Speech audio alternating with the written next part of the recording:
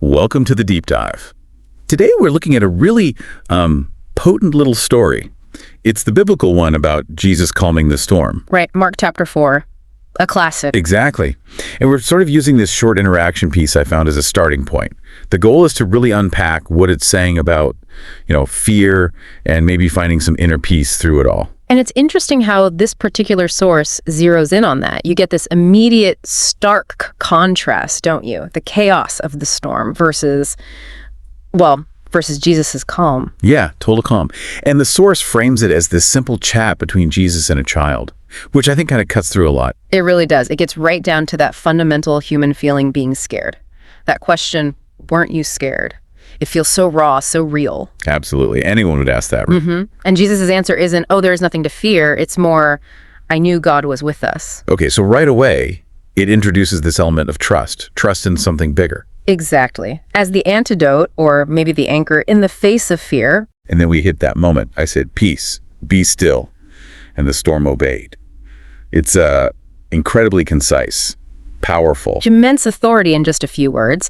Within the narrative, obviously, it shows his divine power. Sure, but it also makes you think, doesn't it, about maybe our own internal power, or the power that comes from connecting to something you deeply believe in. Yeah, that's the leap, isn't it? The storm isn't just weather, it's a metaphor. Right, a symbol for, anything overwhelming, anxiety, problems, crises. And the child in the story gets that instinctively, asking if Jesus can make their worries stop too.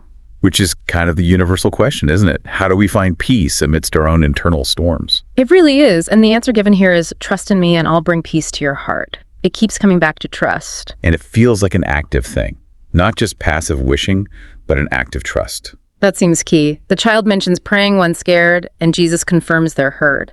It reinforces that idea of a relationship, a reliance, as part of actively engaging that faith. So if we pull back, the main takeaway seems to be this connection.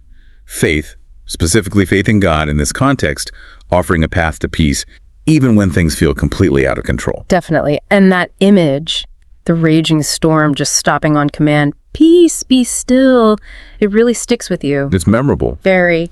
And thinking about, the interest in really understanding things, dissecting them, this story, though religious, taps into something fundamentally human. How so? Well, this struggle with fear, the search for resilience, for some kind of anchor in uncertainty, that's universal. Does that idea resonate?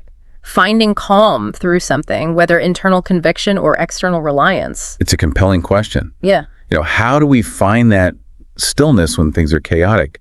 Does that idea of an internal or external force bringing calm make sense in, say, navigating modern life's uncertainties? It really makes you think. Here's maybe a final thought to chew on. What if those inner storms, our anxieties, doubts, the things that feel overwhelming could actually be quieted by a similar kind of conviction, maybe, or a deep trust in something? If that shift were possible, what would that unlock? What storms in your own life might suddenly seem, less daunting?